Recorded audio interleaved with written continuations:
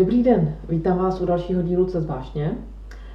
My jsme dneska vyrazili trošičku za hranice všedních dní a taky za hranice České republiky. Dneska totiž natáčíme v Modře, v penzionu Harmonia, velmi harmonickém. A máme tady úplně úžasnou ženu, která nemluví česky, ale mluví slovensky, ale pozor, přitom žije v Rakousku a je první slovenskou zastupitelkou v rakouském obecnom zastupitelstvu. A krom toho, tahle krásná žena, která se jmenuje Zuzana Ondrysová, pomáhá ženám, jak můžou být krásné, aniž by museli vydávat mnoho a mnoho peněz za chirurga, za botox a podobné umělé procedury. Takže Zuzi, já tě tady vítám a vítám tady s tebou tvoje rakouské zastupitelstvo a tvoji obličejovou jogu. Ďakujem ti veľmi pekne. Já se svých hostů vždycky ptám, jestli tu svoji vášeň už měli v dětství, jestli se u nich projevovala nějak v dětství. Ty jsi dělala už nějaké cviky? Nie, vôbec. Vôbec. Toto som absolútne nepoznala, nerobila. Dokonca tá ženská krása pre mňa v detstve nejak veľmi mi nič nehovorila ešte. Lebo som bola vždy taký skôr športový typ. Nosila som krátke vlasy, rodičia ma vždy vystrihali proste na chalana a ja som chcela nosiť tie copíky, ale nejak až potom, až keď som vlastne chodila na gymnázium, čiže až zhruba v tých 15 rokoch som si nechala naraz také dlhšie vlasy a postupne ešte dlhšie a až postupom času som sa začínala venovať takému, že make-up, malovať sa, som hrávala volejbal, takže vždy to bolo také, že rýchlo zapnúť do copu a nejaké žiadne veľké veci na tvári som nejak nepraktizovala. Takže z toho vyplývá, že vlastně člověk může objevit vášeň, i když ji v dětství vlastně vůbec nemá a nějak se neprojevuje. No, asi myslím si, že v tomto mojom prípade to asi tak aj vlastne bolo. No ale ta tvoje cesta nebyla přímočará. Ty si nešla studovat něco, co by prostě bylo spojeno tady s tímhle. Ty si dělala něco úplně jiného a ten zlom přišel až v určitém životním období. Mohla bys nás seznámit se svým životním příběhem? Áno, a presne ako hovoríš, bolo to také trošku také klukaté a možno o to zaujímavejšie. A ja som sa najskôr hlásila na ekonomickú fakultu, na ktorú som sa nedostala, takže som sa vybrala v šlapajách môjho otca a študovala som na stavebnej fakulte odbor ekonómiu a riadenie stavebníctva vlastne.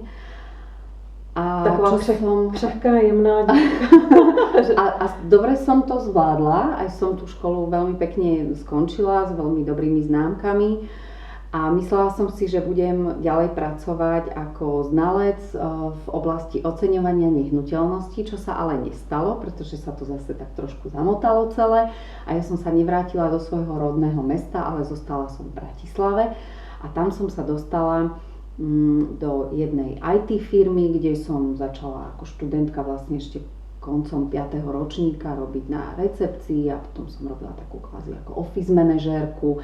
Potom ma to pritiahlo do marketingu a vlastne tomu marketingu som sa venovala až kým som sa nevydala a kým som nemala prvé dieťa. Ty máš dvě krásné dcerky. Áno. Princezny. Natáčejí tady dneska s námi, ale hrají si v pokoji. Takže to je takový obyčejný příběh, běžný. A kdy přišel ten zlom? Kdy přišlo to, že vlastně se zdala na úplně jinou dráhu, od které tě možná mnoho lidí odrazovalo, nebo se ťukali na čelo? Teď přece máš tady takovou jako úspěšnou kariéru za sebou, proč se nevrátíš? No ja si myslím, že v poslednej dobe sa toto deje asi viacerým ženám, ktoré napríklad pracujú v korporácii a odídu na materskú dovolenku a sa im tak trošku pomenia tie hodnoty a ten rebríček tých priorít. A takéto niečo som riešila vlastne aj ja počas 6 rokov na tej materskej, že či sa ja vrátim naspäť do tej korporácie alebo nie a čo budem robiť, keď sa nevrátim, hoci ma to bavilo veľmi tá práca, ale už som si uvedomovala, že to nie je úplne práca pre mamu 2 detí a v tom čase môj manžel pracoval v Prahe. Takže sme boli trošku takí rozdelení, vlastne bol týždeň preč, ja s 2 malými deťmi a teraz tá predstava, že sa mám vrátiť na pozíciu marketingovej manažérky veľkej IT firmy, ma aj mierne desila, pretože som si celkom nevedela predstaviť, ako to všetko vlastne sklbím a že či nebudem viacej v strese ako v pohode. A preto som aj hľadala možnosť vrátiť sa na polovičný úväzok, čo ale nebolo úplne v tom čase možné, pretože také pozície neboli. A keď som prišla do práce na stretnutie s mojimi kolegyňami, dohodnúť sa, čo vlastne so mnou a ako ďalej, či ideme niečo hľadať, tak ma naša recepčná privítala takým ako komplimentom v úvodzovkách, že vyzerám hrozne, že vyzerám veľmi smutne a úplne strhaná a čo sa so mnou vlastne stalo a že určite mám nejaké problémy. No a vtedy priznám sa, že to bola taká úplne studená sprcha.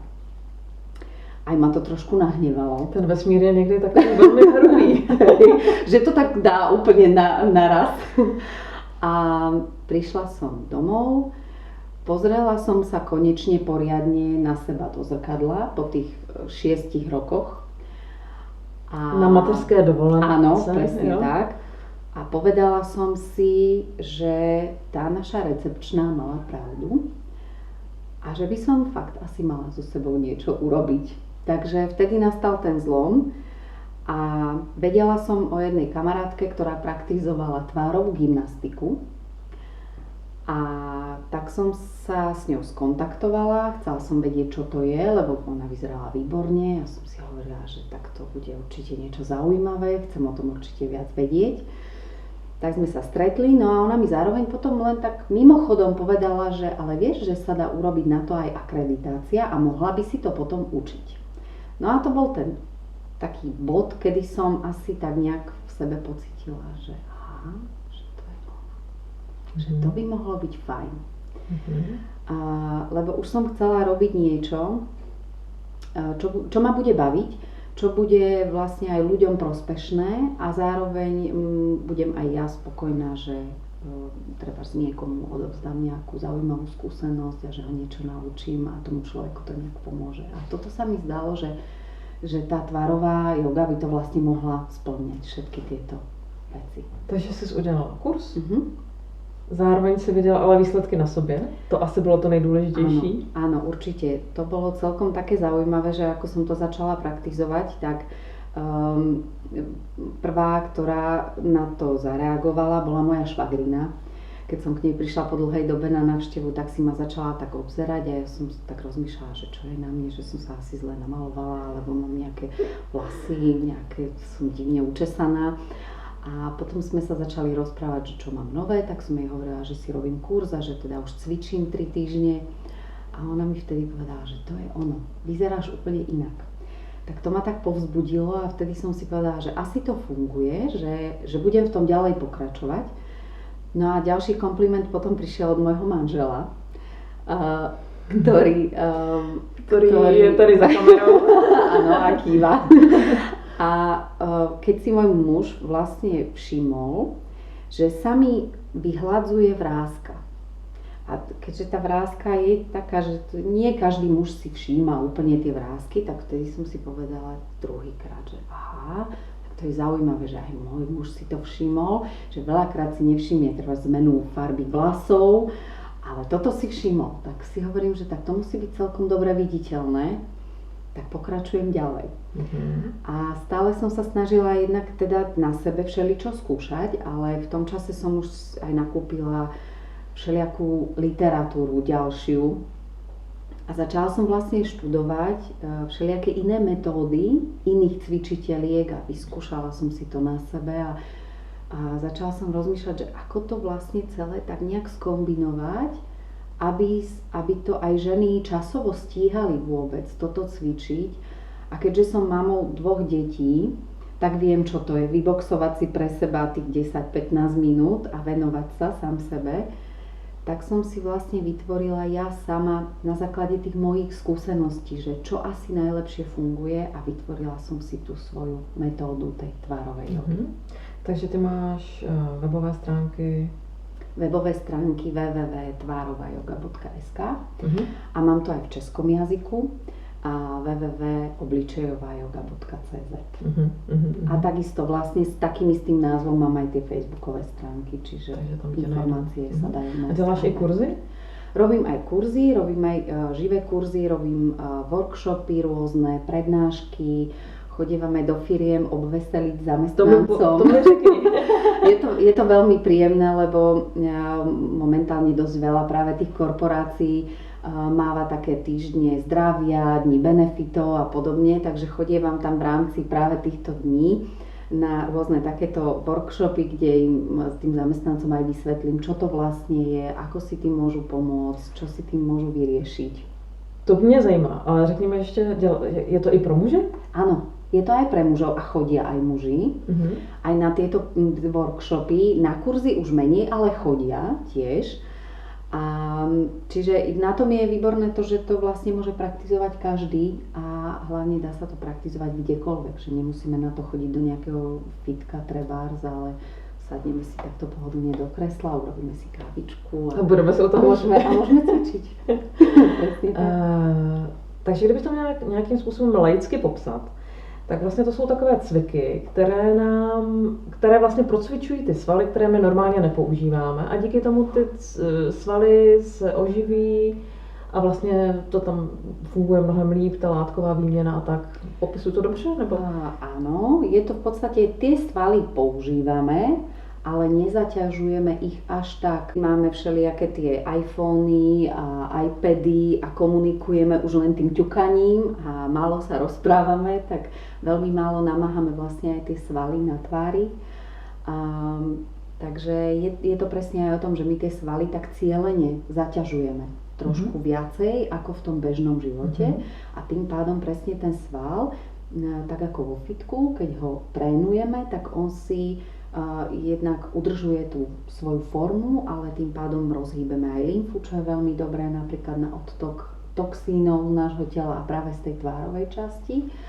A zároveň ten sval spevňujeme a tým pádom sa nám aj pokožka pekne na tom svale tak napne.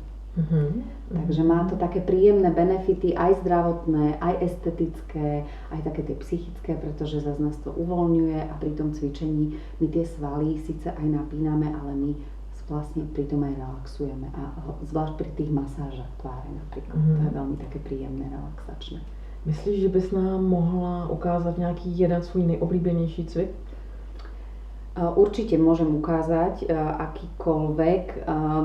Rozmýšľam, asi nemám úplne nejaký najobľúbenejší, ale možno taký najčastejší, ktorý vie cvičiť vlastne úplne každý človek, je bosk. A vôbec si to neuvedomujeme, že pri tom bosku zapájame veľmi veľa svalových partí. Ja to jenom přeložím do češtiny polibek. Polibek, áno. A pritom zapájame veľa svalových partí na tvári a je to veľmi príjemné aj napríklad na také plnšie pery.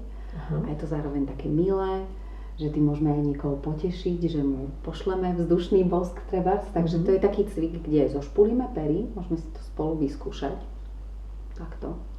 A teraz v tom zošpulení držíme tak napríklad na tých 5 až 7 sekúnd, aby sme tie svaly pekne napli. A keď si v duchu povieme, že 7, tak cmúkneme nahlas. Vyšleme do sveta bosk. A vtedy aj pri tom cmuknutí ešte viacej napneme tie svaly. Takže toto je také príjemné, to môžete napríklad cvičiť, keď stojíte na červenej, na križovatke, tak posielate bošteky. Možno príde aj nejaké pozvanie na rande, hneď ráno. A sú samozrejme aj také príjemné cviky, ktoré vyzerajú nenápadne. Ešte jeden je taký veľmi fajn, že si položíme napríklad ruku pod bradu. Sme také nenápadné pri tom, čakáme na kávu, kaviarni trebárs, potvoríme ústa trošku a bradou zatlačíme do ruky a rukou do brady, takže urobíme taký protitlak a tým vlastne napíname svaly aj tu na kontúrach tváre a zároveň ale precvičujeme svaly aj tuto. Takže vlastne dvojitá brada odchází. Presne tak. A je to opravdu veľmi. Áno. Takže toto je taký veľmi dobrý cvik, takže odporúčam. Možná sa tak i servírka přidá. No. A je to dobré napríklad aj v práci, pred počítačom, keď dlho sedíme a v podstate tak nenápadne si precvičíme svaly a nikto ani netuší, že my vlastne cvičíme. Ty máš na to i e-book, kde jsou ty jednotlivé cviky.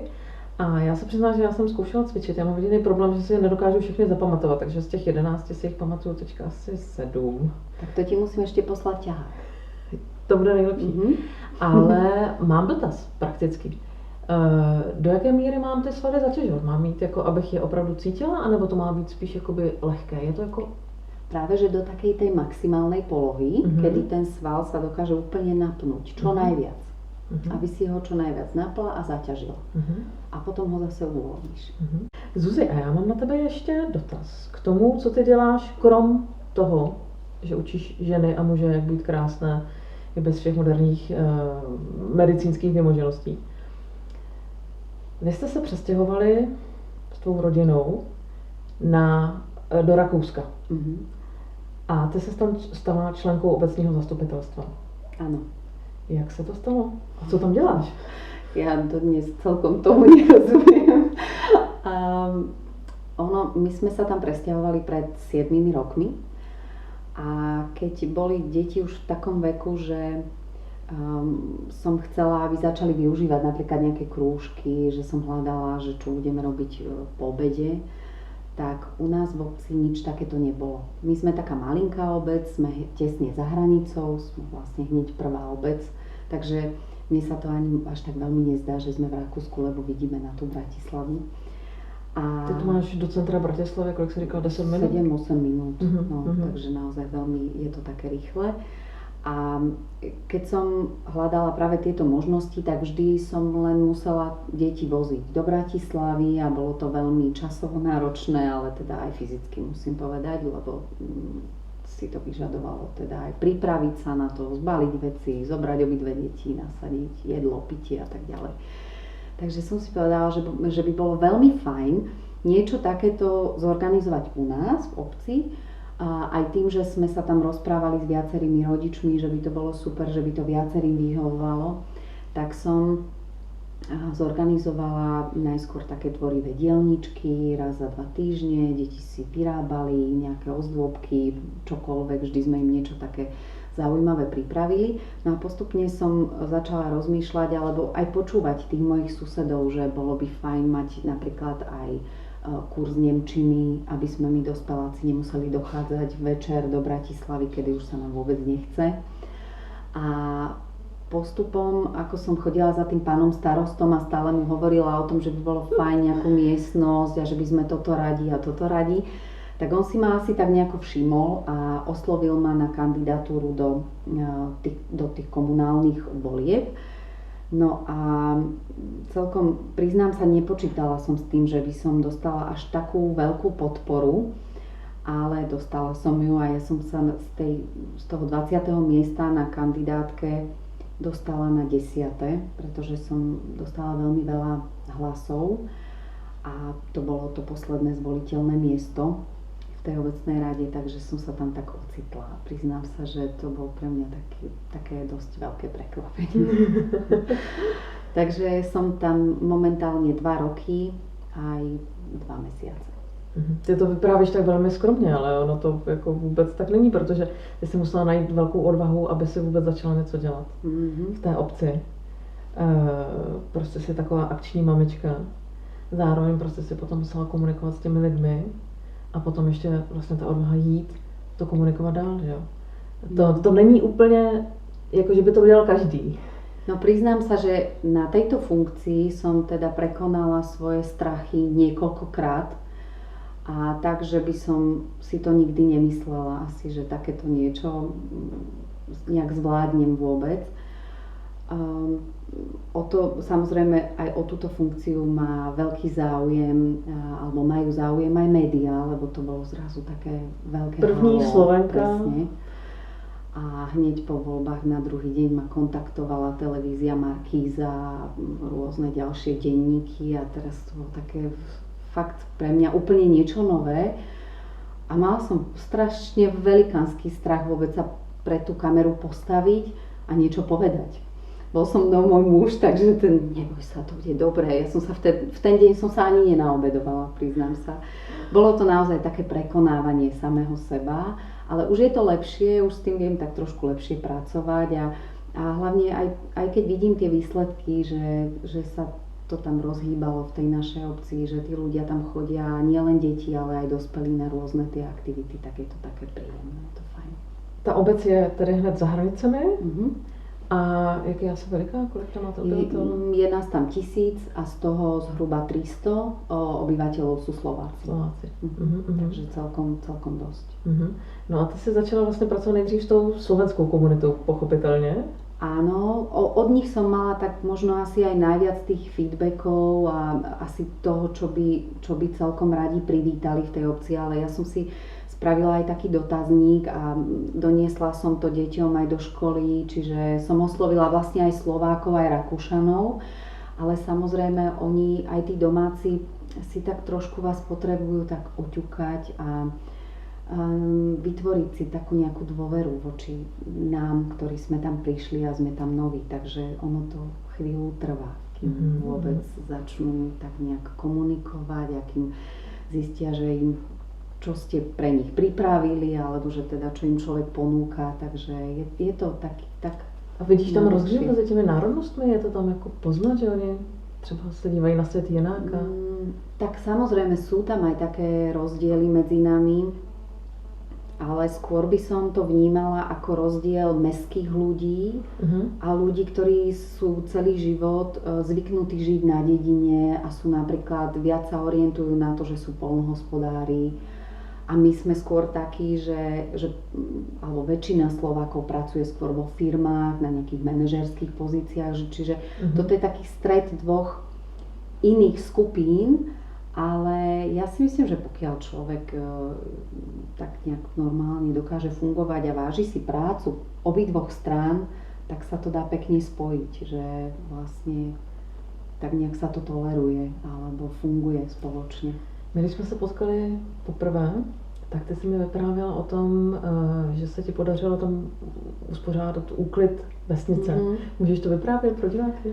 No, ona sa tá akcia momentálne chystá za 2 týždne znova a kedysi sa to robilo tiež vlastne takto na jar. Veľmi málo Slovákov chodilo na túto akciu, lebo málo kto o tom vedel, ono sa to vždy inzerovalo iba do časopisu a ja tým, že som si vymyslela takú vec, že informujem ešte celú tú slovenskú komunitu e-mailom, tak som si povedala, že fajn, tak idem raz za čas poslať e-mail, čo sa chystá, čo je nové. A založila som aj takú facebookovú skupinu, ktorá je len pre susedov a tam si tiež zdieľame rôzne informácie. Takže ja som to tak informačne podporila. No a vtedy prišlo prvýkrát upratovať tú obec 83 ľudí, z čoho bolo 80 Slovákov. Takže minulý rok už bol ten pomer trošku iný, bolo asi 70 Slovákov a 15 Rakúšanov a pevne verím, že tento rok to ešte tak možno narastie, ale bolo to veľmi príjemné, pretože bola to taká fajn akcia, kde sme poupratovali a potom sme sa všetci stretli, navaril sa guláš, sme sedeli, diskutovali a vlastne ľudia sa spoznali jeden s druhým, takže to malo úplne úžasný efekt, že nežijeme tak anonymne v tej obci, ale že sa poznáme a že už sa tam organizujú všelijaké guláše a kapustnice a podobné. Takže i když je někdo náplava, jak se říká u nás v Čechách, tak to může mít velmi pozitivní vliv na tu místní komunitu, protože ten člověk vlastně může být mnohem víc motivovaný k tomu, aby v té komunitě něco dělal. A to je úplne úžasné. Ono aj ľudia veľakrát mali zábranu ísť niekam na nejakú obecnú akciu, pretože nie moc dobre rozumeli, trebárs po nemecky, alebo nepoznali nikoho z tých Rakúšanov, takže vždy tam potrebujú mať nejakú tú barličku niekoho, nejakého svojho suseda, s ktorým tam idú. A myslím si, že toto sa mi asi podarilo tých ľudí tak trošku združiť a že už chodíme ako taká skupinka, už vieme, kto tam bude, už sa spoznávame aj s tými miestnymi, takže to celkom tak dobre funguje. Tento rok som prvýkrát organizovala rakúsko-slovenský ples susedov. A malo to veľmi dobrý ohlas a už som aj práve od Rakúšanov dostala taký milý feedback, že Zuzana, prosím ťa, zorganizuj to aj na budúci rok a že prosím ťa, už nám zarezervuj lístky. Takže sa veľmi teším, že sa to podarilo a bolo to naozaj veľmi príjemné, priateľské, taká fajn atmosféra tam vládla. Takže bolo to síce veľmi vyčerpávajúce, ale myslím, že to stálo za to. To věřím. A tady na příští rok chystáš další ples a co ještě jiného máš? Ešte chystám teda už ďalší ples, už program mám viac menej vyskladaný na ten budúci rok a teraz ešte tento rok chystám ako každý rok koncom júna alebo začiatkom júla také predstavovanie tých voľnočasových krúžkov detí a už to bude tretíkrát tento rok, kde sa v telocvični v našej škole predstavia všetky detské krúžky, kde deti spievajú, hrajú na hudobné nástroje, tancujú zumbu, pribudlo nám minulý rok aikido a ďalej majú deti svoju vernisáž, pretože vyrábajú počas roka krásne obrazy, tvoria z moduritu, z rôznych všelijakých materiálov a vždy to tam krásne tá lektorka nainštaluje a ľudia si to môžu pozrieť. Spolupracujem už aj, vlastne prizvala som baletné štúdio z vedľajšej obce Hainburg, pretože aj detičky z Wolfstalu chodia do Hainburgu, takže som si povedala, že nemusí byť všetko u nás v obci, ale už si to vlastne tak zdieľame. Já jsem docela zvědavá, co bude, až se setkáme za pár let. Pri Viedni, možno niekde skončíme. Ale spolupracujem už aj so spolkom, s Rakúsko-slovenským kultúrnym spolkom vo Viedni a dokonca jeden pán, ktorý je činný v tomto spolku, je to emigrant, ktorý žije vo Viedni, tak bol na našom plese. Takže bolo to veľmi, veľmi milé a dávame si vedieť, čo sa deje a pokiaľ niekto má chuť prísť, buď z Viedne k nám, alebo od nás do Viedne, tak má možnosť. Takže je to také fajn, také prepájanie. Praktická otázka na tělo. Tohle tě živí? Je to placená funkce? To je tak, vlastne je to platená funkcia sedieť na tom zastupiteľstve. Platená som nie ale od hodín, ale od toho sedenia. Čiže koľko tých sedení počas roka máme, tak za to som zaplatená. Čiže keď ich máme 5... Jakoby schôdzí zastupiteľstva. Áno, presne tak. Takže som platená len za túto schôdzu, no ale tak priznám sa, že venujem tomu oveľa viacej času, čo je naozaj také moje hobby. Že môj manžel, som veľmi rada, že to zvláda ešte stále. A ma v tom podporuje napriek tomu, že veľakrát vlastne vytesňujem tú moju prácu, ktorá ma živí, občas na úkor tohto môjho hobby, ale stále mám taký pocit, že má to zmysel a vidím to, že to tých ľudí zbližuje a že to pomáha, tak si hovorím, že ešte to snáď chvíľu tak to nejak zvládneme. To je úžasné. Já se vždycky ptám, takhle na závěr, jestli jsi potkávala na té svojí cestě za svojí vášní, a teď je otázka, za kterou vášní z těch tvých dvou, nebo jestli mají něco společného, nějaké překážky? No, možno tie najväčšie prekážky, ktoré som mala pri týchto asi obidvoch témach, je taký ten vlastný strach. Lebo musím povedať, že aj pri tej tvárovej joge, keď som si predstavila, že ja mám nahrávať nejaké videá, alebo aj ja sa mám vyjadriť do nejakého média a odpovedať na nejaké otázky, a teraz ako to tí ľudia budú vnímať a či to pochopia, či to nepochopia zle, tak bol tam taký strach, boli tam také obavy, lebo sú to veci, ktoré pre mňa boli absolútne neznáme. A tak idem tak krok za krokom a tak som sa naučila s tým strachom pomaličky sa tak skamarátiť a tak ho nejak prekonávať. Takže to bolo vždycky ako vykročiť opus dál za tú komfortní zónu. A musím povedať, že v tomto môj muž je úplne úžasný, lebo on ma vždy tak jemne postrčí a povie, neboj sa, ty to zvládneš. A v tomto musím povedať, že som veľmi rada, že ho mám, lebo asi by som úplne nevždy mala odvahu urobiť ten krok a on do mňa tak jemne drcne a ja už proste idem. To je moc hezké. Ty jsi mi zároveň odpověděla na další otázku, co byly ty věci nebo ti lidé, kteří tě podporovali na tvojí cestě. Tak jednoznačne môj muž. Naozaj, že za to som mu veľmi vďačná a aj počas trebárs organizácie toho plesu. Som mala 2 také chvíľky, kedy som sa fakt rozplakala a povedala som si, že som si ja toto vymyslela, že či som ja úplne v pohode.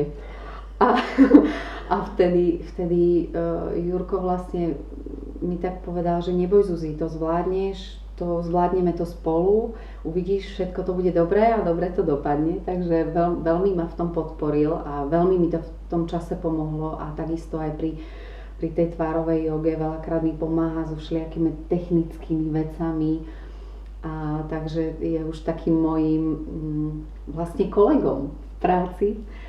A samozrejme veľakrát tieto veci aj pracovné, aj čo sa týkajú teda tvárovej jogy, ale aj tej mojej práce v obci komunikujem a konzultujem aj s mojimi rodičmi, ktorí sú mi vlastne oporou celý život. Takže v tomto mám fakt úžasné šťastie. Ja som ráda, že ma vždy podržia, vždy to so mnou tak prediskutujú, vždy si to vypočujú, povedia na to svoj názor.